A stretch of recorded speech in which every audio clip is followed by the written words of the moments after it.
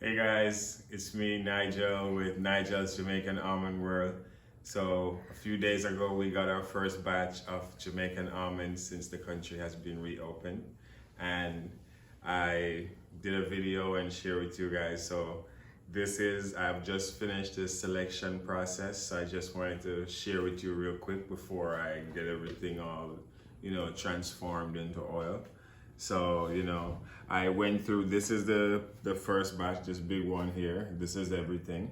So I went through all of it. I selected out these two sets. So these guys right here are what we call the cure almonds. So these have a different flavor and taste. These are more older, as you would say. So they're cure, more fermented.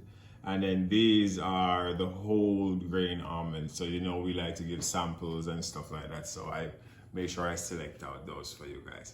So I hope you guys enjoy. I just wanted to share that with you real quick.